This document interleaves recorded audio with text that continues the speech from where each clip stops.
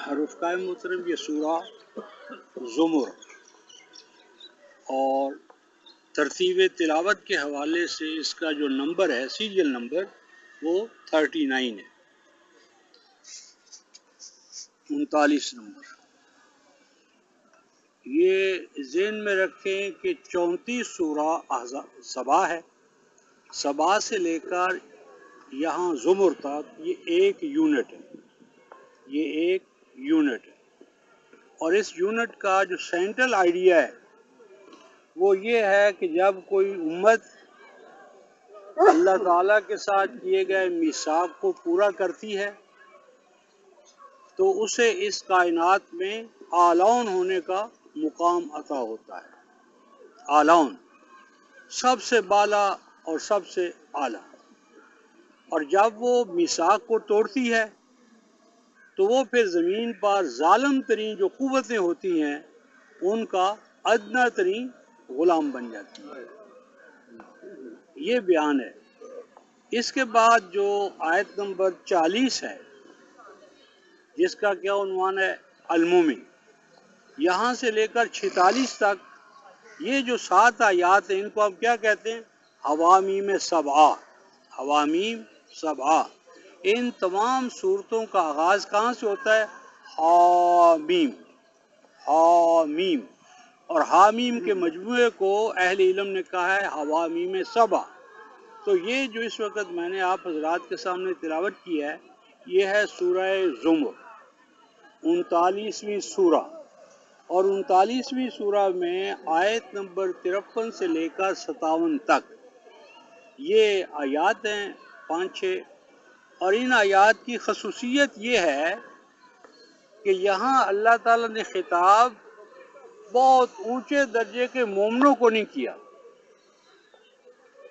बहुत ऊंचे दर्जे के मोमन, अंबिया, सुलहा, उनको अल्लाह ताला ने इन आयात में खिताब नहीं किया। अंदाज़ा करें किन को खिताब किया है, ऐसे अफराद को खिताब किया है जो समझते हैं कि अल्लाह ताला का अब हमसे क्या लेना देना, हम तो इतने गए गुजरे हैं, हमसे तो कोई नेकी हो ही नहीं पा रही, हम तो इस काबिल है ही नहीं कि कोई काम कर सके। यानी गिरे पड़े इंसान, गिरे पड़े इंसान जो किसी हवाले से समझते हैं कि हमारा तो कोई मुकाम ही इस कायनात में नहीं है, कोई हमें काबिल खिताब ही नहीं समझता। जो लोग इस मुकाम पर गिर जाएं कि उन्हें दुनिया की कोई ताकत, कोई इंसान काबिल लिहाज न समझे, अल्लाह ताला उन्हें काबिल लिहाज समझकर काबिल खिताब करार देता है ऐसे बंदों को। यानी जो गिरे पड़े हैं और कोई उनको काबिल खिताब नहीं समझता, यानी जिसे उर्फ आम में हम इंतहाई गुनहगार इंसान कहते हैं, इंतहाई गुनहगार इंसानों को अल्लाह ताला ने इस मजमुआ आयात में खिताब किया। तो इस तरह मेरा ख्याल है कि हमारी महफिल में कोई आला दर्जे का इतना पाक दामन नहीं है। हम सभी गुनाह आलूदा हैं, गुनाह में लुथड़े हुए, सर से पांव तक हमारी ज़िंदगी जो है वो गुनाह, शाहकार गुनाहों में मुब्तला है।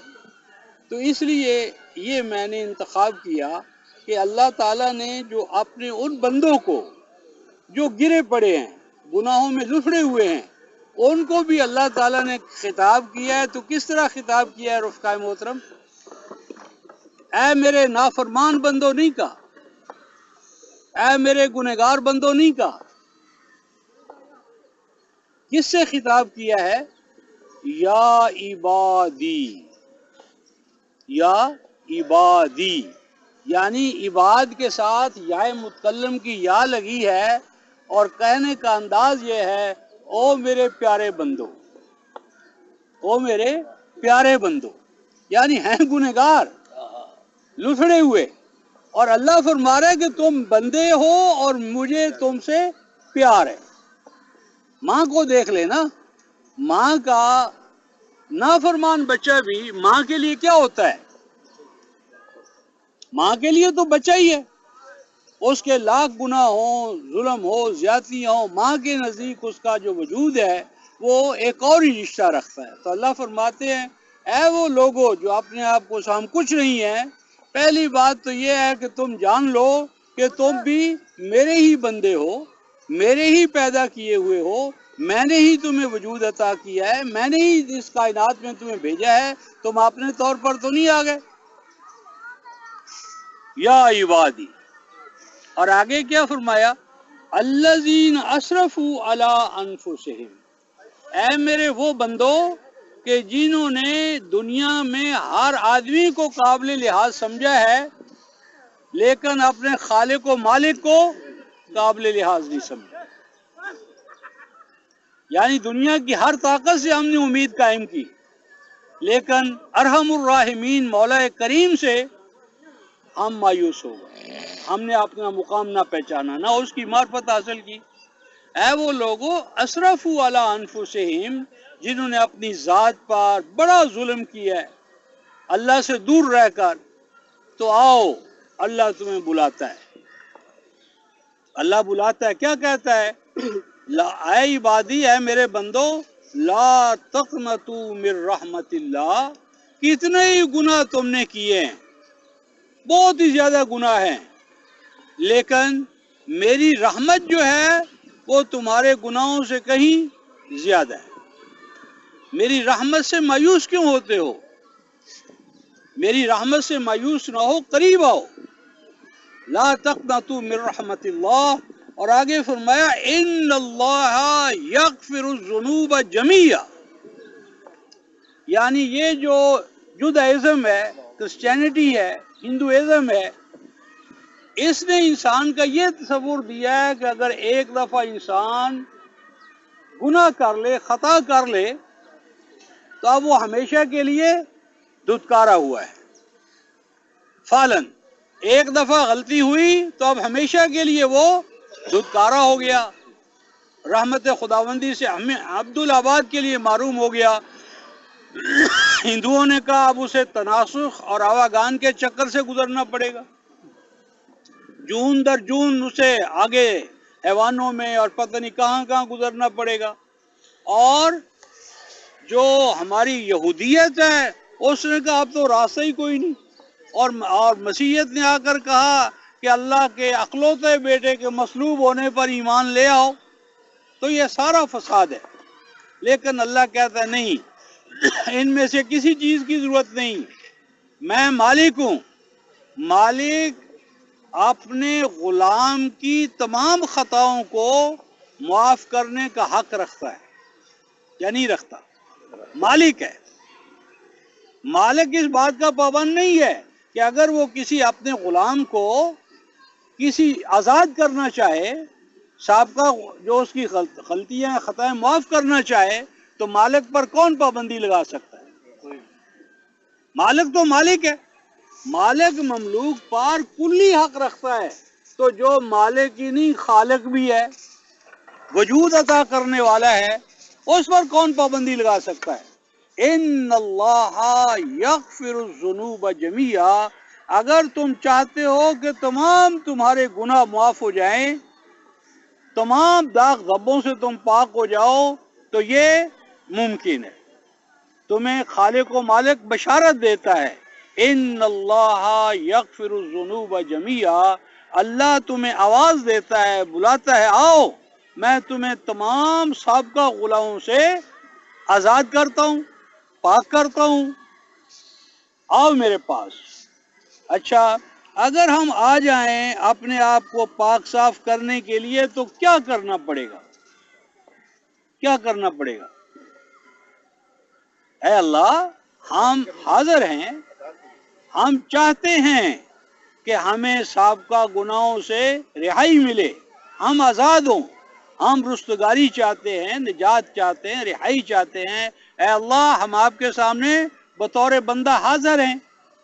اب جب یہ عہد آپ کریں گے تو اللہ تبارک و تعالیٰ آگے ارشاد فرماتے ہیں کہ اے میرے بندو، انیبو الی ربکم، پہلا تو یہ مسئلہ ہے کہ تم سمجھو کہ کیا تم خود بخود اس دنیا میں آئے ہو یا تمہیں کوئی لانے والا ہے؟ کیا ہمارا وجود جو ہے ہم خلقو من غیر شیء ام هم الخالقون، فرمایا کہ تم اپنے خالق خود ہو یا تمہیں کسی نے خلق کیا؟ تو ہم اپنے خالق خود ہیں؟ اگر فرمایا کہ تم اپنے خالق نہیں ہو اور تمہیں کسی نے خلق کیا ہے تو بتاؤ، اگر کوئی مشین تم بناؤ تو اس مشین کو کس قاعدے قانون کے تحت چلانا چاہیے؟ آپ مینوفیکچرر ہیں، آپ نے کوئی مشین بنائی ہے تو اس مشین کو کس طرح چلنا چاہیے، کس طرح چلانا چاہیے؟ جس طرح بنانے والے نے اس کو بنایا ہے، جس قاعدے قانون کے تحت، جتنی اس کی کیپیسٹی ہے، طاقت ہے، اگر وہ آرڈر سے نکل جائے تو آرڈر میں لانے کا وہی مینوفیکچرر ہی بتائے گا نا۔ تو فرمایا کہ اگر تم چاہتے ہو کہ میں تمہارے تمام سابقہ گناہ معاف کر دوں تو پہلا کام یہ کرو، انیبو الی ربکم واسلموا لہ، پہلے آج سے عہد کر لو کہ اب آئندہ تم کوئی گناہ نہیں کرو گے، یہ عہد کرو۔ اگر سابقہ گناہ معاف چاہتے ہو اور ساتھ ساتھ نئے گناہ بھی کرتے چلے جاتے ہو تو تم نے معافی تو نہیں چاہی، تم دوسری ہٹ درمی پر قائم ہو۔ انیبو الی، پہلا عہد یہ کرو کہ آئندہ ہم وہ غلطی نہیں کریں گے، غلطیاں نہیں کریں گے جو ہم آج تک کرتے رہے ہیں۔ اور نمبر 2 فرمایا وہ اسلموا لہ، اور اپنا سر جو ہے اطاعت و بندگی کا وہ اپنے مالک کے سامنے رکھ دو، جھکا دو۔ اور فرمایا کہ دیکھو، اگر تم نہیں بھی جھکاتے، اگر تم نہیں بھی جھکاتے تو وہ وقت آنے والا ہے، یا کون سا آنے والا ہے؟ بغتتاً، آخر کب تک ہم سے دور رہو گے؟ کب تک؟ یعنی ہمارا ہر قدم جو ہے رفقائے محترم، اگر ہم سوچیں تو ہمارا ہر قدم جو ہے ہمیں قریب کور کے نہیں لے جا رہا، ہر سانس جو ہمارا گزر رہا ہے وہ ہمیں اس دنیا سے دور کر رہا ہے، اور تنگ و تاریک قبر جو ہے اس کے قریب کر ہم چاہیں یا نہ چاہیں۔ بغتتاً، کیا تم چاہتے ہو کہ اچانک تمہیں موت آ کر پکڑے اور ہمارے حضور پیش کیے جاؤ، یا تم چاہتے ہو کہ خوش دلی کے ساتھ اپنے مولا کے ساتھ صلح کرو اور مصالحت کے ساتھ اپنے رب کے سامنے حاضری دو؟ کیا چاہتے ہو؟ فرمایا کہ اگر پہلی صورت مصالحت نہیں چاہتے تو بغتتاً، پکڑ تو پھر بھی لے گا ہمارا فرشتہ، پکڑ تو لے گا۔ اور اس وقت فرمایا لا تنظروا، مزید کوئی نہ مہلت ہوگی اور نہ کوئی نرمی کروا وہ وصول ہوگا، جو کیا ہوگا اس کو بھگتنا ہوگا۔ ہمارے ایک تاریخی لطیفہ ہے کہ ایک شخص بزرگ ہمارے ریل میں سفر کر رہے تھے، تو ان کے بعد ساتھ ہی ایک بیٹھا ہوا تھا، بہت کوئی جسے ہم مسٹر کہتے ہیں، وہ بڑا، اور اس کے سامنے ایک اس نے اپنے کتا رکھا تھا، کتا بٹھایا ہوا تھا۔ تو وہ کتے والا کہتا ہے ہمارے استاذ کو یا استاذ کے استاذ کو کہ آپ لوگ کہتے ہیں کہ جہاں کتا وہاں فرشتہ نہیں آتا، کہتے ہیں یا نہیں؟ تو فرمایا ہاں ایسا ہوتا ہے۔ تو انہوں نے کہا میں نے یہ کتا کیوں رکھا ہوا ہے؟ فرمایا کہ آپ بتائیں۔ تو کہنے میں نے کتا اسی لیے رکھا ہوا ہے کہ فرشتہ جو آپ کا ہے نا، فرشتہ ہی ہے نا، تو وہ میرے سامنے کیسے آئے گا جب میرا کتا میرے ساتھ بیٹھا ہوگا؟ تو کتا میں نے اس لیے رکھا ہوا ہے کہ اب مجھے موت نہیں آئے گی کیونکہ کتا میرے ساتھ ہے۔ تو ہمارے استاد نے فرمایا بھائی بات یہ ہے کہ اس کتے نے بھی تو مرنا ہے نا، یا نہیں مرنا؟ تو اس کتے کو مارنے کے لیے بھی کوئی فرشتہ تو آئے گا نا، تو جو فرشتہ کتے کو مارنے کے لیے آئے گا آپ کو بھی ساتھ لیتا جائے گا۔ اگر آپ انسانوں والے فرشتے سے نہیں مرنا چاہتے تو کتوں والا ہی آپ کو مار لے گا. مرنا تو آپ نے ہے، انسان کے طور پر مرے یا کتے کے رفیق کے طور پر مرے. تو موت تو رفقائے محترم ہمیں آ کر رہنی ہے، اس سے تو کوئی شخص نہیں کہہ سکتا. قرآن نے سورہ واقعہ میں کہا نحنو قدرنا بینکم الموت وما نحنو بمسبوقین. فرمایا کہ بڑے سے بڑا ہٹلر لے لو، اسٹالن لے لو، کوئی بڑے سے بڑا آمر لے لو، وہ ہر چیز کا انکار کر سکتا ہے، وجود باری کا بھی انکار کر سکتا ہے، لیکن انکار کر سکتا ہے کہ اس نے مرنا نہیں. موت کا کون منکر ہے آج تک؟ فرمایا کہ اگر انسان کے اندر سے موت ختم ہو گئی نا تو شاید مذہب بھی ختم ہو جائے. موت اٹل ہے. فرمایا کہ یا تو سلو کر کے ہمارے پاس آ جاؤ، ورنہ پھر موت کا فرشتہ آئے گا اور وہ مجرموں کے طور پر تمہیں ہمارے سامنے پیش کر دے گا. اب یہ تمہاری مرضی ہے کہ رفیق کے طور پر ہمارے پاس آنا چاہتے ہو یا ہتھ کڑی لگے مجرم کے طور پر ہمارے سامنے پیش ہونا چاہتے ہو. تمہارا مسئلہ تمہارے ہاتھ میں. اب کوئی بھی ادنا ترین انسان جو اللہ کو کسی بھی درجے میں مانتا ہے وہ یہی کہے گا کہ اللہ میں مجرم کے طور پر آپ کے پاس نہیں آنا چاہتا، میں سلو اور صفائی کے ساتھ نیک نیتی کے ساتھ آپ کے پاس آنا چاہتا ہوں. اور اگر یہ رویہ اختیار کیا، یہ لائن آف ایکشن اختیار کی کہ اللہ میں سلو صفائی کے ساتھ آنا چاہتا ہوں، تو کیا کروں؟ کیا مجھے کرنا چاہیے؟ فرمایا اگر تو اطاعت کے ساتھ، فرما برداری کے ساتھ میرے پاس آنا چاہتا ہے، وَاتَّبِعُوا أَحْسَنَ مَا أُنزِلَ إِلَيْكُم مِّن رَّبِّكُم مِّن قَبْلِ أَن يَأْتِيَكُمُ الْعَذَابُ وَأَنتُمْ لَا تَشْعُرُونَ. اس کا طریقہ یہ ہے کہ تو میرے کلام کے ہاتھ میں اپنا ہاتھ دے دے. اگر میرے ساتھ سلو چاہتا ہے نا تو اللہ کے ساتھ سلو کرنے کا طریقہ اللہ تعالیٰ نے یہ بتایا ہے کہ وَاتَّبِعُوا أَحْسَنَ مَا أُنزِلَ إِلَيْكُم مِّن رَّبِّكُم. جو میں نے اپنا کلام سب سے زیادہ حسین، جمال، کمال، جلال ہر حوالے سے، صفات الہیہ کو جو مظہر عتم ہے اس کا آخری کلام قرآن. فرمایا اس قرآن کے ہاتھ میں اپنا ہاتھ دے دے، من قبل، اس سے پہلے کہ فرشتہ موت تجھے آ کر پکڑے، وانتم لا تشعرون. تم میں سے کون جانتا ہے، کون کہہ سکتا ہے کہ اس کے پاس مرنے کا شعور ہے کہ فلاں وقت میں نے مرنا، اس سے پہلے مجھے چھٹی ہے. فرشتہ موت جو ہے وہ جوان کو بھی آ جاتی ہے اور بوڑھے کو بھی. تو فرمایا کہ اس سے پہلے کہ وہ فرشتہ موت تمہیں آ للکارے پکڑے، اس سے پہلے اللہ تعالیٰ کے کلام میں اپنا ہاتھ دے دو.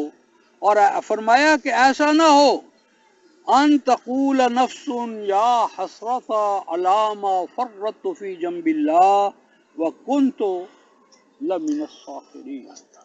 فرمایا دیکھو تمہارا حال ان لوگوں کی طرح نہ ہو جائے کہ جب وہ مریں، موت آئے، فرشتہ موت ان کو نظر آئے، تقول، تو اس وقت شور ڈالنا شروع کر دے. شور ڈالے. کیا شور ڈالے؟ یا حسرت علی ما فرطت فی جنب اللہ. یعنی اس موت کے وقت اسے گھر میں پڑا ہوا قرآن نظر آئے، نظر قرآن پر جائے، اور چیخ چیخ کا جو آج ہم سنائی نہیں دیتا، ہم نہیں سنتے اس وقت جب وہ موت کا فرشتہ آتا ہے اور مرنے والا جو اس کے سامنے چیخو پکار کرتا ہے، کیونکہ وہ عالم امر کی بات ہے، دوسری دنیا کی باتیں ہیں. تو اس وقت وہ چیختا ہے، کہتا لاؤ قرآن لاؤ، اور لاؤ وہ سامنے قرآن پڑا ہے، میں اس پہ ہاتھ رکھ لوں، میں اسے سلو کر لوں. ہائے حسرت، ہائے افسوس. کیا افسوس؟ فرطت فی جنب اللہ، اور میرے سامنے اللہ کا کلام پڑا تھا، میں نے ہر کلام کو پڑھا، ہر چیز کو دیکھا، لیکن اللہ کا کلام کھول کر میں نے نہیں پڑھا. ہائے افسوس، لاؤ قرآن، اب میں کھول سکوں، دیکھ سکوں. اس وقت وہ فرشتہ موت کہتا ہے وَإِن كُنْتَ، فرمایا کہ دیکھ، کیا تجھے بتانے والے نہیں آئے تھے کہ یہ قرآن تیرے لیے نجات کا باعث ہے، یہ قرآن تیری نجات کا ضامن ہے؟ کیا تجھے بتانے والوں نے یہ نہیں بتایا تھا؟ اس وقت مرتے وقت کیا کہے گا رفقائے محترم؟ ان کنتو لمن الساخرین۔ بھائی بات یہ ہے، اس وقت مجھے یقین ہی نہیں آتا تھا کہ میں نے مرنا ہے۔ آج ہم میں سے کسی کو یقین ہے کہ مرنا ہے؟ مرنا مانتے ہیں، یقین نہیں ہے۔ اللہ کو مانتے ہیں، اللہ کی نہیں مانتے۔ اللہ پر ہمارا ایمان ہے، اللہ کو مانتے ہیں، لیکن اللہ کی نہیں مانتے۔ موت کا مانتے ہیں کہ مرنا ہے، لیکن کسی کو یقین نہیں ہے جو بتا رہا ہو کہ واقعی یہ مرنے والا انسان ہے۔ کیا کہتا ہے؟ انی ان کنتو لمن الساخرین۔ اور میں تو ان کا بھی مذاق اڑاتا تھا جو قرآن کا درس دیتے تھے، درس سنتے تھے۔ میں تو ان کو بھی اچھی نظر سے نہیں دیکھتا تھا، کہہ رہے وقت ضائع کر رہے، کھیل کود کا ٹائم ہے، کتنا سہانا ٹائم ہے جی، اچھی ہوا چل رہی ہے، یہ تو فائدہ اٹھانے کا وقت ہے، نہ کہ قرآن سننے کا وقت۔ ان کنتو لمن الساخرین، میں کیا کرتا تھا؟ میں مذاق کرتا تھا ان کے ساتھ جو قرآن سننے سنانے کا کیا ہے، کوئی کام کرتے تھے۔ اور اسی چیز کو اللہ تبارک و تعالی نے سورہ المؤمنون آیت 119 آیت 109 23/109 میں ارشاد فرمایا کہ وہ کہیں گے ربنا غلبت علینا شقوتنا، اے اللہ آج آنکھ کھلی ہے، آج آنکھ کھلی ہے، کیوں؟ کشفنا عنک غطاءک فبصرک اليوم حدید۔ فرمایا موت سے وہ غفلت کا پردہ جب اٹھتا ہے نا تو انسان کی نظر بہت تیز ہو جاتی ہے، اور کہتا ہے اے میرے پروردگار، وہ عالم، اگلا عالم نظر آنا شروع ہو جاتا ہے نا، تو کہتا ہے او یہ سارا کچھ اور ہی بتا رہا ہے، میں تو کسی اور ہی دنیا میں رہا۔ اے اللہ غلبت علینا شقوتنا، مجھے تو میری بیوی نے، بچوں نے، مادی دنیا کے تقاضوں نے اپنی لپیٹ میں لے لیا، میں سوار بن گیا، سواری بن گیا، اور ان کے تقاضے میرے اوپر سوار ہو گئے، ساری زندگی میں الگ تھلگ رہا۔ تو اے اللہ مجھے ایک دفعہ لوٹا دے، ایک دفعہ چانس دے دے، اور اگر ایک دفعہ تو چانس دے دے تو کیا کروں گا رفقائے محترم؟ لَكُنْتُ، میں عہد کرتا ہوں کہ اللہ میں تیرے کلام کو، تیرے دین کو، تیرے حبیب کو اپنا سب کچھ لٹا دوں گا۔ لیکن اللہ تعالیٰ ارشاد فرماتے ہیں لو ردو لعادو لما نہو عنہ، فرمایا اگر ہم ان کو دوسری دفعہ کیا، تیسری دفعہ، چوتھی دفعہ، پانچویں دفعہ بھی دنیا میں جانے کا موقع دے دیں تو کیا کریں گے؟ وہی کچھ کریں گے جو پہلی دفعہ کرتے رہیں گے، باز نہیں آئیں گے۔ کیوں؟ کہ انسان کو اختیار و ارادہ ملے گا، اختیار و ارادے پر کوئی پابندی نہیں لگے گی، پھر انسان اسی ابلیسی راستے پر چل پڑے گا۔ تو کہے گا اے اللہ ان کنت لمن الساخرین، تو اللہ تعالیٰ فرماتے ہیں کہ یہ سخر کی طنز، استہزاء، وقت کا ضیاع قرار دینا، فرمایا کہ تو نے کبھی غور کیا کہ یہ جتنا تیرے پاس وجود ہے، یہ 6 فٹ کا وجود جو ہے، آنکھیں ہیں، دل ہیں، دماغ ہیں، فرمایا ان میں سے کوئی چیز تیری اپنی پیدا کر دے؟ یعنی غور کریں ہم ہیں کیا رفقائے محترم؟ ایک خوردبینی مائکروسکوپک ایٹم، ذرہ، ہمارا اپنا وجود کہاں سے آیا ہے؟ یعنی اگر رفقائے محترم ایک اس ذرے کو جس سے ہماری تخلیق ہوئی ہے، اس وقت کہا جاتا کہ یہ اتنا بڑا انسان بنے گا، اتنی اس کی آنکھیں، ایسے ہاتھ، ایسی ٹانگیں، ایسی صلاحیتیں، تو کوئی مان لیتا؟ جس وقت ہمارا آغاز ہو رہا تھا ماں کے پیٹ سے، اس وقت کوئی مان سکتا تھا کہ یہ انسان ایسا بنے گا؟ اور ماں کے پیٹ میں جب ہم تھے، اگر ہمیں کوئی اس دنیا کا بتاتا کہ اتنی بڑی دنیا میں تم جاؤ گے، اتنے دریا، اتنے پہاڑ، اتنی صحرائیں، اتنے باغات، تو ماں کے پیٹ میں ہم زندہ تو تھے نا، کیا ہم اس دنیا کو مان لیتے؟ اس دنیا کو مان لیتے اس دنیا میں رہتے ہوئے؟ یعنی ماں کے پیٹ کی دنیا نے ہمیں اپنے اندر گھیرا ہوا تھا، اس گھیرا ہونے کی وجہ سے ہم اس وسیع دنیا کو نہیں مان سکتے۔ اسی طرح رفقائے محترم، یہ جو دنیا آج ہمارے ارد گرد ہے، یہ بڑی محدود دنیا ہے۔ اللہ تبارک و تعالی سورہ آل عمران میں فرماتے ہیں، اے ایمان والو سارعو، دوڑو، الی جنہ، جنت کی طرف۔ جنت کتنی بڑی ہے رفقائے محترم؟ ارضھا کارض السماء والارض، یہ تمام کائناتیں مل جائیں رفقائے محترم تو اس جنت کی صرف ایک عرض، چوڑائی ہوتی ہے، طول نہیں کہا۔ یہ تمام زمین و آسمان، اندازہ کر لو ہماری دنیا کتنی وسیع ہے، یہ تمام وسعتوں والی کائنات مل جائے تو یہ صرف چوڑائی ہے، لمبائی، گہرائی، عمق اس کا اندازہ کر لو۔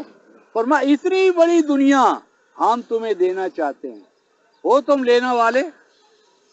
فمن کان یرجو لقاء ربہ فلیعمل عملا صالحا ولا یشرک بعبادۃ ربہ احدا۔ اللہ کے بندو دیکھیں رفقائے محترم، کسی نے بہت بڑی کوئی ایجاد کی ہو تو انسان کا دل کرتا ہے کہ نہیں کہ اس موجد کے ساتھ ملے؟ موجد کو آپ ملنا چاہتے ہیں یا نہیں؟ کوئی بھی ایجاد کرنے والا، کوئی بھی عظیم کام کرنے والا، ہر انسان چاہتا ہے کہ اس کے ساتھ ملاقات کرے۔ یہ پوری کائنات رفقائے محترم، یہ کم ایجاد ہے؟ اس کا موجد کم عظیم الشان ہے؟ فمن کان یرجو، تم میں سے کون ہے جو اللہ سے ملاقات کرنا چاہتا ہے؟ کوئی بھی نہیں۔ اور یرجو لقاء اللہ، اور اللہ سے ملاقات کرنے کے لیے تیار ہو۔ اللہ سے ملاقات رفقائے محترم، اللہ سے جو اس پوری کائنات کو وجود عطا کرنے والا ہے، اس سے ملاقات انسان کے لیے طے ہے۔ ان لقاء اللہ، اللہ سے ملاقات طے ہے، اس کے لیے تیاری کرو۔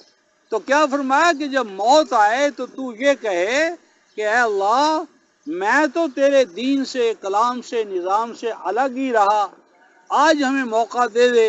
تو اللہ تعالیٰ فرماتے ہیں کہ نہیں، آج موقع نہیں ہے۔ اور آگے فرمایا قد آیاتی، میری آیات تتلا علیکم، تمہارے سامنے میری آیات پیش کی جاتی تھی، تلاوت کی جاتی تھی، تمہیں سمجھائی جاتی تھی، تو کیا کرتا تھا رفقائے محترم؟ فاستکبرت بہا، تو نے سمجھا کہ یہ میرا ٹائم جو ہے یہ بڑا قیمتی ہے، کس پہ لگاؤں؟ کھیل پہ لگاؤں، دوڑنے پر لگاؤں، ہاں جی، فٹ بال، کرکٹ پر لگاؤں۔ اور فرمایا کہ میری آیات کو تو نے کم اہمیت والا سمجھا، میری آیات پر تو نے توجہ نہیں دی، کھیل کود پر توجہ دی۔ فاستکبرت بہا، اپنے آپ کو تو نے بڑا مان لیا، بنا لیا، اور مالک و خالق کو اور اس کے کلام کو وہ مقام نہ دیا جو تو نے کرکٹ کو دیا، فٹ بال کو دیا، اور فزیکل ایکسرسائز کو دیا۔ اور آگے کیا فرمایا؟ وَكُنْتَ مِنَ الْكَافِرِينَ، فرمایا کہ تو کتنا ناشکر ہے، تجھے یہ آنکھیں کیوں ملی؟ یہ آنکھیں رفقائے ہمیں کیوں ملی ہیں؟ اللہ کی آیات کو دیکھنے کے لیے، دل دماغ ملا ہے اللہ کی آیات پہ غور و خوض کرنے کے لیے، اور اللہ تعالیٰ کی آیات کے لیے آج ہمارے پاس ٹائم نہیں ہے، وقت نہیں ہے، ہاں جی، یہ بیکاروں کا کام ہے۔ تو یہاں پر اللہ تعالیٰ نے سورہ زمر میں رفقائے محترم جو سب سے بڑی بات کہی ہے نا، آیت نمبر 17 اور 18 میں اللہ فرماتے ہیں فبشر عباد، فبشر عباد، رسول صلی اللہ علیہ وسلم کو حکم ہو رہا ہے، میرے کچھ بندے ہیں ان کو جا کر بشارت دو۔ رفقا کسی کو حکومت میڈل دینا چاہے تو ایک طریقہ تو کیا ہے کہ گورنر ہاؤس میں بلائے اس آدمی کو اور وہ میڈل اس کو دے دے، یہ بھی اعزاز ہے۔ اور دوسرا اعزاز کیا ہے رفقا محترم کہ حکومت پنجاب کے گورنر کو کہے کہ فلاں شہری نے اتنا عظیم کام کیا ہے، تم اس کے گھر پر جا کر اس کو یہ میڈل دو۔ کون سا اعزاز زیادہ ہے؟ اللہ پاک کیا فبشر عباد، اللہ پاک فرماتے ہیں کہ اے رسول میرے بندوں کو جا کر یہ بشارت دو۔ کس کو حکم ہو رہا ہے؟ رسول کو۔ رسول کو حکم ہو رہا ہے کہ جاؤ اور میرے بندوں کو میری طرف سے بشارت دو۔ وہ کتنے بڑے بندے ہوں گے؟ کون بندے ہوں گے کہ اللہ ان کو بشارت دینا چاہتا ہے، اور بشارت کس کے ذریعے دے رہا ہے؟ محبوب رب العالمین۔ وہ کیا کام کرتے ہوں گے؟ کیا کام کرتے ہوں گے بھئی جن کو اللہ اپنے حبیب کے ذریعے بشارت دے رہا ہے؟ کیا کام کرتے ہوں گے؟ کیوں جواد بھائی کیا کام کرتے ہوں گے؟ یہ کیا کام کرتے ہوں گے؟ اللہ پاک فرماتے ہیں عبادی میرے بندے، ان کو جا کر بشارت دو میری طرف سے۔ کون ہے اللہ کے بندے؟ فرمایا یستمعون القول فیتبعون احسنہ اولئک الذین ھداھم اللہ واولئک ھم اولو الالباب۔ 39/18 میرے بندے جا کر بشارت دے اے حبیب صلی اللہ علیہ وسلم، میرے بندے کون ہیں؟ یستمعون القول، یہ 39/18 ہے۔ یہاں پر ایک بات بتاؤں کہ یستمعون القول کا کیا معنی کیا ہے ہمارے عام لوگوں نے کہ ہر بات سن لیتے ہیں۔ یہ القول ہے رفقائے محترم، دا اور دا جو ہے دی جو ہے وہ پراپر بناتا ہے۔ اے بک پھر ہم کہیں دا بک، اے پرافٹ پھر ہم کہیں دا پرافٹ۔ تو دا جو ہے پرٹیکولائز کرتا ہے، خاص کرتا ہے۔ یہاں اللہ نے اپنے بندوں کو یہ کہا ہے کہ وہ میرا کلام سنتے ہیں۔ میرے کلام کو کس طرح سنتے ہیں؟ توجہ سے، انہماک سے، جس طرح کوئی حبیب جو ہے وہ اپنے محبوب کے کلام کو سنتا ہے۔ اور اس کے بعد کیا فرمایا؟ فَيَتَّبِعُونَ أَحْسَنَهُ۔ اس کا کیا ترجمہ ہے فَيَتَّبِعُونَ أَحْسَنَهُ؟ عام ہمارے ہاں کیا ترجمہ ہے کہ اس کلام میں سے، کلام رب میں سے اچھی باتوں کی اتباع کرتے ہیں، اچھی باتوں کی اتباع کرتے ہیں۔ جا کر ترجمہ دیکھیں تو کیا اللہ تعالیٰ کے کلام میں دو طرح کی باتیں ہیں؟ کچھ اچھی ہیں اور کچھ کم اچھی ہیں؟ اللہ کا کلام اچھا اور کچھ کم اچھا، کچھ زیادہ اچھا نہیں۔ تمت کلمت ربک، تیرے رب کا کلام سارے کا سارا حسن ہے، سارے کا سارا کمال، حسن اور جلال اور جمال سے متصف ہے۔ اللہ کے کلام میں کم اور زیادہ غلط۔ فَيَتَّبِعُونَ أَحْسَنَهُ کا معنی یہ ہے کہ وہ اس کلام کی اتباع کرتے ہیں بہترین انداز میں۔ اللہ کا کلام تو ہے ہی سارا بہترین۔ یہاں اتباع احسنہ کا مرجع جو ہے وہ اتباع ہے، ما قبل فعل، وہ قرآن کی، کلام الرحمن کی اتباع کرتے ہیں جس طرح اتباع کرنے کا حق ہے۔ اولئک الذین ھداھم اللہ، اللہ پاک اپنے کلام کے سننے والوں کو دو اعزاز دے رہا ہے، دو ماڈل دے رہا ہے۔ پہلے ماڈل دیا تھا بشارت کا کہ یہ مبشر ہیں، میری طرف سے ان کو بشارت ہے، اور بشارت کے بعد جب اسکول سے نکلے تو دو سرٹیفکیٹ دیے۔ ایک سرٹیفکیٹ کیا ہے رفقائے محترم؟ اولئک الذین ھداھم اللہ۔ اگر آج آپ ہمیں قرآن سے جڑیں تو کیا کہتے ہیں؟ یار قرآن پڑھ کے کی ہو گیا ہے؟ کچھ ہو رہی، یعنی کو فتوے لگانا شروع کر دیتے. تو اللہ پاک فرماتے ہیں کہ جب میرے قرآن سے جڑا تو میں نے اسے سرٹیفائی کر دیا. کیا؟ اولئک الذین ھداھم اللہ، یہ لوگ ہیں ہادی و مہدی، یہ لوگ ہیں گائیڈڈ، یہ لوگ ہیں ہدایت یافتہ.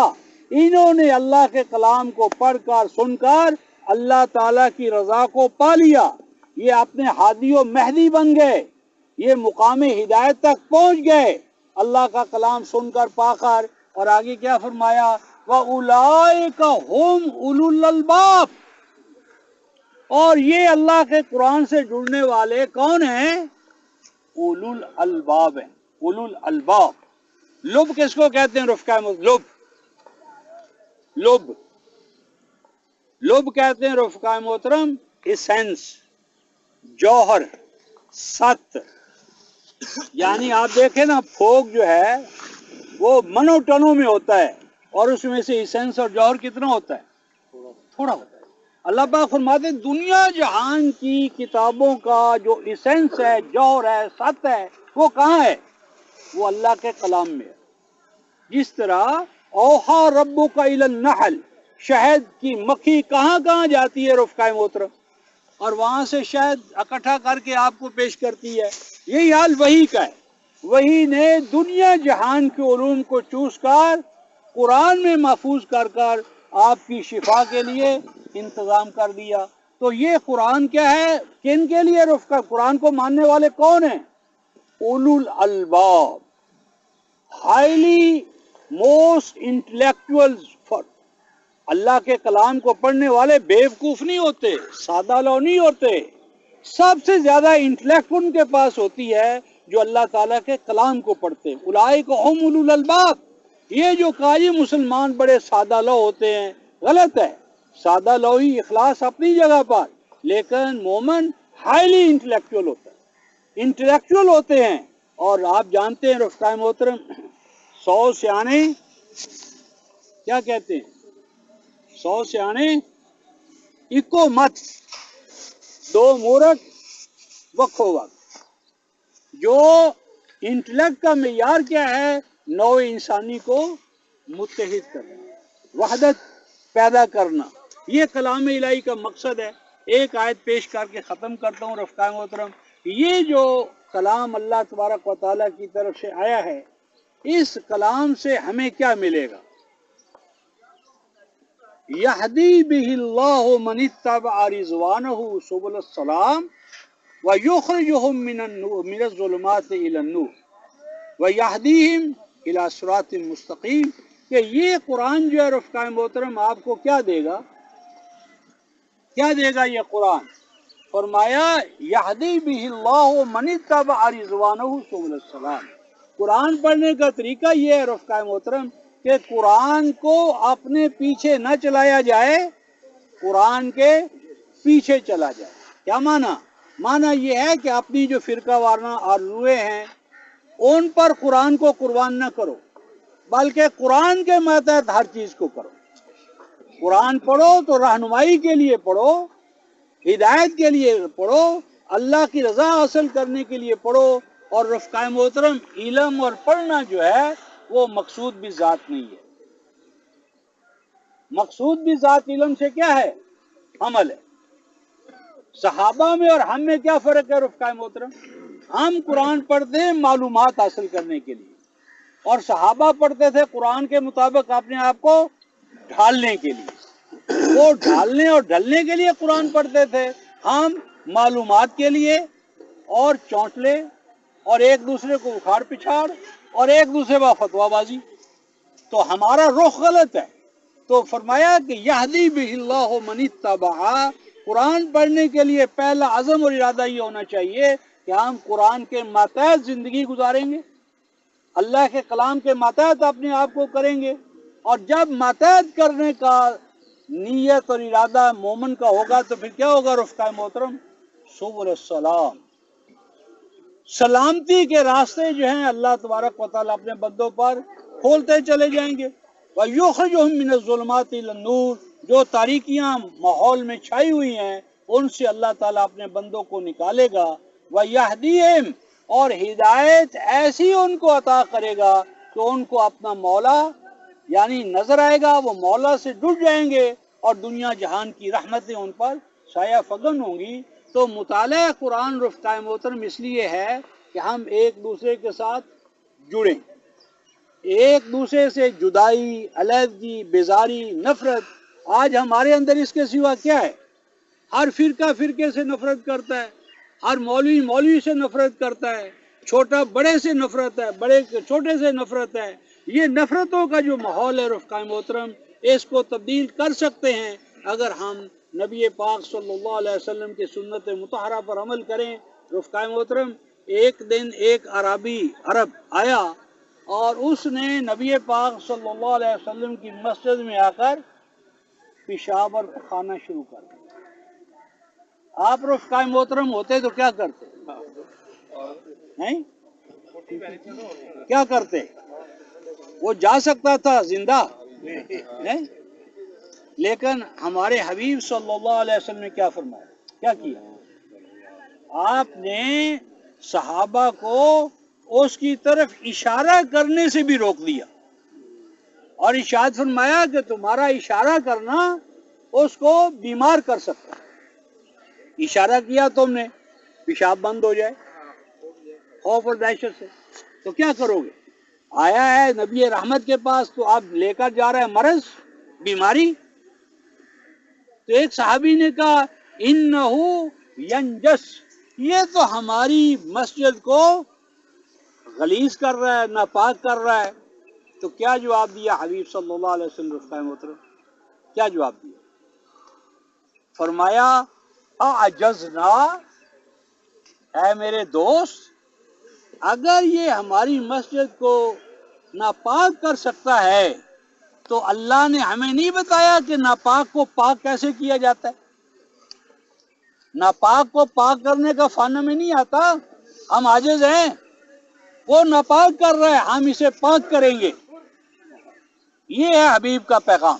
پھر آپ نے جب وہ فارغ ہو گیا نا رفقائے محترم تو اسے بلایا۔ اچھا اب جب وہ آ گیا میرے اور آپ کے اور مولوی صاحب کے پاس تو کیا کرتے؟ مارو اس کو تھپڑ۔ کیا کرتے بھائی آپ بتائیں نا؟ آ گیا ہے، پیشاب پخانہ کیا ہے ہماری مسجد میں، اب آ گیا ہے ہماری عدالت میں، کیا کرتے؟ مار مار کر اسے زمین پر لٹا کر پتہ نہیں کیا کرتے۔ تو اللہ کے حبیب نے کیا فرمایا؟ فرمایا تم کون ہو اور ہمارے ساتھ تمہارا کیا رشتہ ہے؟ اس نے کہا اخوکم العرب۔ کیا جواب بھائی؟ اخوکم العرب، میں تمہارا عرب بھائی ہوں۔ آپ نے فرمایا احسن اللہ فیک، اللہ بابرکت کرے تیرے منہ اور کلام کو، تو ہمارا بھائی ہے؟ اس نے کہا نعم، اتکلم مثل ما تتکلمون، میری زبان وہی ہے، آپ کی زبان وہی ہے، ماحول وہی ہے، آپ بھی عرب ہیں میں بھی عرب ہوں۔ فرمایا کہ واقعی تو مانتا ہے کہ ہم تیرے بھائی ہیں؟ اس نے کہا اس میں کیا شک ہے؟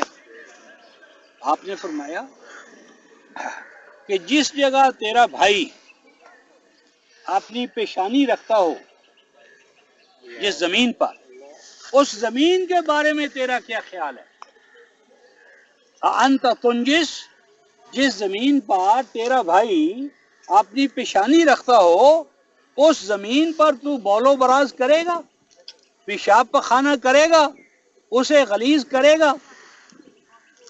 وہ مشرک اور کافر تھا رفقائے محترم۔ اس نے مشرک اور کافر ہوتے ہوئے کہا اتبرأ منہا، اتبرأ منہا، میں ہلاک ہو جاؤں کہ میں اپنے بھائی کی توہین کروں؟ عرب تھا نا، ہلاک ہو جاؤں کہ میں اپنے بھائی کی توہین کروں اور زمین کو نجس کروں جس پر میرا بھائی پیشانی رکھتا ہے۔ تو آپ نے فرمایا ہذہ تربۃ، اے ہمارے بھائی یہ وہ زمین ہے جس پر ہم اپنی پیشانیاں رکھتے ہیں، تجاہ ربنا، اپنے خالق کے سامنے، فماذا فعلت بہا، تو نے اس مٹی پر کیا کیا؟ اتنے الفاظ سننے تھے رفقائے محترم، بقا بقعا مرا، وہ عرب مسلسل و پہم رونا شروع ہو گیا. میں نے اپنے بھائی کی توہین کی. کیف اتخرج منہا، اس سے میں کیسے نجات پا سکتا ہوں؟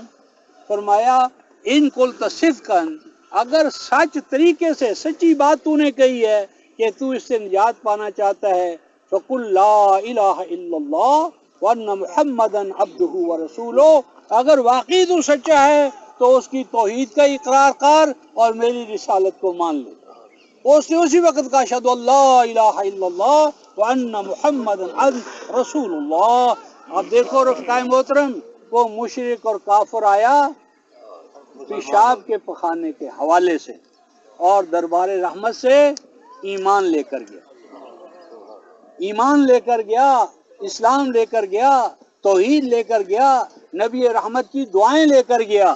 اور ہمارے پاس آتا تو کیا کرتے ہم؟ بھائی یہی ہمارے اور آپ میں فرق ہے، ہم میں اور آپ میں یہی فرق ہے. ہم تو کیا کرتے ہیں، مومنوں مسلمانوں کو بھی کافر بناتے ہیں، کافروں کو مومن بنانے کا تو فن ہم بھول گئے. اب تو ایک ہی کام رہ گیا ہے کہ جو رہے سہے بیچارے ہیں ان کو بھی دائرہ اسلام سے خارج کرو. تو یہ رفقائے محترم نبی رحمت کا طریقہ نہیں ہے.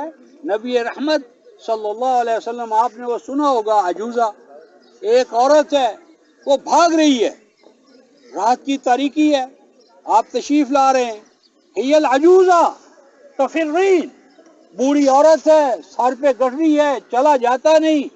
آپ صلی اللہ علیہ وسلم اس کے پاس گئے، کیا فرمایا؟ ایتھا الکریمہ الی این تتجہین. کیا کہا؟ بوڑھی نہیں کہا رفقائے محترم، بوڑھی کھوسٹ نہیں، یا ایتھا الکریمہ. دیکھو مشرکہ ہے، مشرک مومن تو نہیں ہے نا، مشرکہ ہے، کیا کہہ رہے ہیں؟ یا ایتھا الکریمہ، اے کرامت والی ماں، اے کرامت والی خاتون. مشرکہ کو کریمہ کہہ رہے ہیں.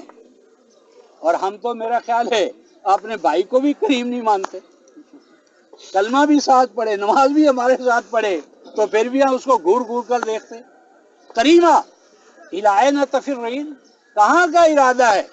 کیا کہتی ہے رفقائے محترم؟ سمیت من الناس، میں نے سنا ہے لوگوں سے، قد ظہر فینا ساحر یسحر الناس، او بدبختی آ گئی ہے مکہ پر، یہاں ایک جادوگر آ گیا ہے، وہ لوگوں کے دلوں پر جادو کرتا ہے. میں تو اس کو چھوڑنا چاہتی ہوں، بھاگنا چاہتی ہوں ایسے شہر سے جس میں میرے باپ دادا کا مذہب ختم ہو رہا ہے اور ایک جادوگر جو ہے وہ اپنا جادو چلا رہا ہے.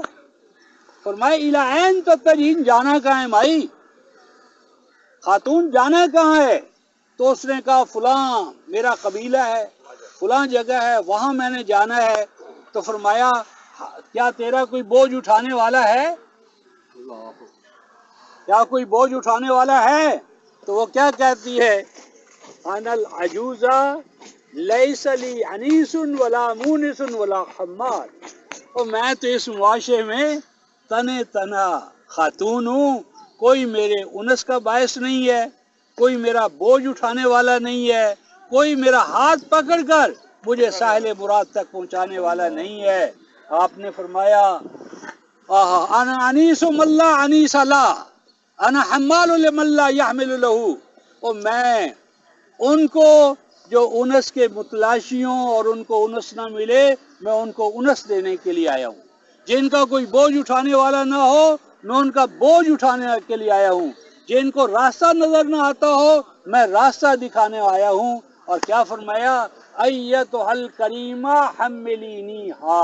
دیکھو ابھی کیا کر رہے، اے مائی یہ اتنا گٹھڑا بوجھ کا جو تو نے رکھا ہوا ہے میرے کندھے پر رکھ.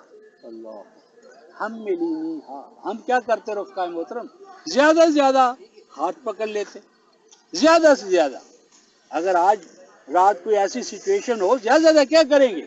ہاتھ پکڑ لیں گے، راستہ دکھا دیں گے، مائی اے راہ جاندہ ہی، ایسے راہ پہ جا، راہ چل جا. فرمایا حملینی ہا، بوجھ اپنا مجھے دے. یہ 7:157 میں فرمایا याज़ौ अन्हुम इसरहुम वल अगलाल अल्लती कानत अलैहिम, मेरा हबीब आया है तुम्हारे बोझ उठाने के लिए। हबीब अल्लाह का, और हमारे लिए क्या है? याज़ौ अन्हुम इसरहुम वल अगलाल, बोझ उठाने वाला। बोझ कौन उठाए? हबीब। हम मिली नहीं, बोझ उठा लिया। फतमशा बिहा, चल पड़े, हत्ता के मंजिल आ गई तो वो देखकर कहती है भाई यही मुकाम था जहां मैंने आना था, कद वसल तो इलेहा, मैं पहुंच गई मुराद पर। लेकिन जो ही आपने उसका बोझ उसके सामने रखा, साला, पूछने लगी मन अंता, वो सारे काम तो हो गए और ये बताए नहीं कि आप हैं कौन। मन अंता, फरमाया ला तसलीनी हा, करीमा मुझसे ये मत पूछ कि मैं कौन हूँ। अल्लाह, मैं कौन हूँ? ऐसा ना हो कि ततवहशीन मिनहा, कि तू वहशत ज़दा होकर दूर हो जाए। उन्होंने कहा नहीं, आप मुझे बताएं। ओहो, तो आपने फरमाया अनस साहिरुल्लज़ी कुन्त तुफीरीन तफरीन, मैं वही जादूगर तो हूँ जिससे तू भाग कर यहाँ आना चाहती है। वो तू क्या जादू करता है? फरमाया जिसका कोई नहीं होता मैं उसका साथ देता हूँ, जिसका कोई बोझ उठाने वाला नहीं होता मैं उसका बोझ उठाने वाला हूँ, जिसको कोई रास्ता दिखाने वाला नहीं मैं उसको रास्ता दिखाता हूँ। और आगे क्या फरमाया रुफ़क़ाए मोहतरम? आहा, फरमाया अतअज़्ज़ा क्या यफ़रहन्नास, मैं अपने आप को दुखों में डाल लेता हूँ ताकि मेरे साथी राहत में जिंदगी गुजारे। अल्लाह अल्लाह करते हैं हम रुफ़क़ाए मोहतरम। जब उसने सामियात में जब उसने ये कलमात सुने तो फरमाया मैं तो इसे भागूं क्यों, तेरी रिफाकत में रहना तो मेरी जिंदगी है। कलमा शहादत पढ़ा, मोमिना हो गई, भागने वाली रफीका बनकर साथ आ गई। ये है रुफ़क़ाए मोहतरम हमारे हबीब सल्लल्लाहु अलैहि वसल्लम का किरदार। तो अल्लाह ताला हम सब को, जिसका हम कलमा पढ़ते हैं, अल्लाह पाक उसकी सीरत और सूरत को हमारे क़ल्ब और क़ालिब में उतरने और उतारने की अल्लाह ताला हम सबको तौफ़ीक़ इनायत फरमाए। तो आखिर दावाना